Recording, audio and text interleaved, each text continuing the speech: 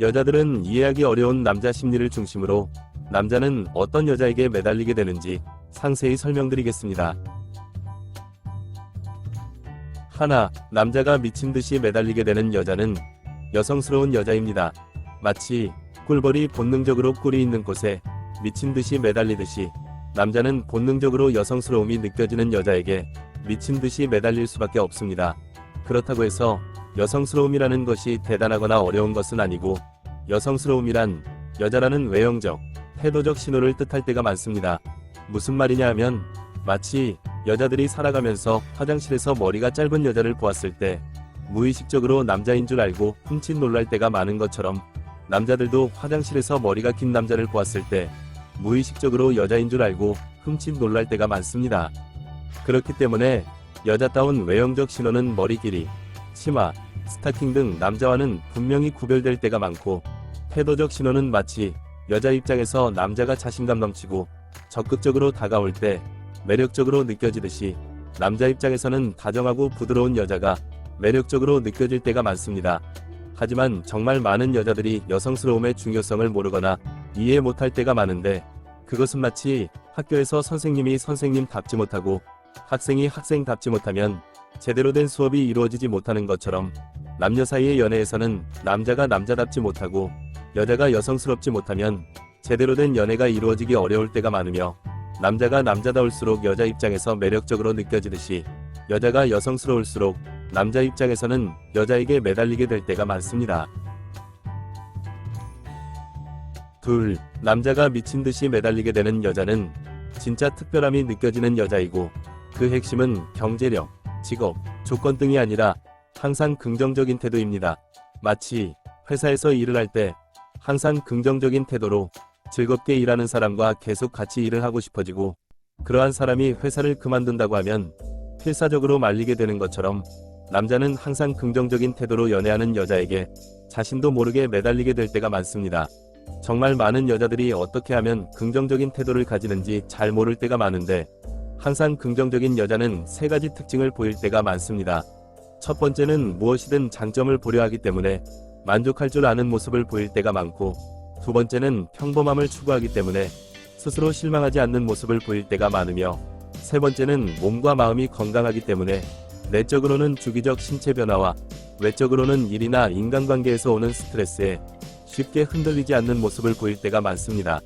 하지만 정말 많은 여자들이 내 자유다, 개성이다 등의 이유로 부정적 감정을 쏟아내거나 감정 기복이 심하거나 뭐든지 서운하다는 식의 모습을 보이면서 남자친구가 이해해주기만을 바랄 때가 많은데, 그것은 마치 회사에서 일을 할 때 항상 부정적인 태도로 투덜이 징징이처럼 구는 사람이 자신은 원래 그렇다고 우기는 것이나 마찬가지이기 때문에, 그러한 사람이 회사를 그만둔다고 하면 잘된 일이라고 생각하게 되는 것처럼, 남자 입장에서는 질리고 지쳐있을 때가 많기 때문에 쉽게 헤어질 때가 많습니다. 셋, 남자가 미친듯이 매달리게 되는 여자는 남자 자신이 여자에게 필요한 존재라고 느껴지게 되는 여자이고, 그 핵심은 보호 본능을 자극하는 태도입니다. 마치 부모의 관점에서 아기는 어떠한 상황에서도 보호해야 하고 우선시 여기게 되는 대상이 되는 것처럼, 남자 입장에서 항상 보호해주고 싶고 우선시 여기게 되는 여자의 특징은 세 가지가 있습니다. 첫 번째는 남자의 도움을 잘 활용하는 것입니다. 남자는 남자 자신이 여자에게 도움이 되는 존재라고 느낄 때 여자에게 더욱 매달리게 됩니다. 하지만 연애에 반복적으로 어려움을 겪는 여자일수록 살아가면서 누구에게도 신세지기 싫다는 식의 태도를 보이기 때문에 사람 대 사람으로는 아무 문제가 없지만, 남녀 사이에서는 남자가 다가가기도 어렵고 애착을 느끼기도 어려운 여자가 될 때가 많습니다. 두 번째는 칭찬과 인정을 잘 활용하는 것입니다. 남자는 자신을 알아주는 사람을 위해 죽는다는 말은 남자의 심리를 정확하게 표현한 말입니다. 하지만 연애에 반복적으로 어려움을 겪는 여자일수록 칭찬과 인정에 인색하기 때문에 남자 입장에서는 남자 자신이 여자에게 필요한 존재라는 느낌을 받지 못하고 여자에 대한 충성심도 생기지 않을 때가 많습니다. 세 번째는 약한 모습을 보이는 것입니다.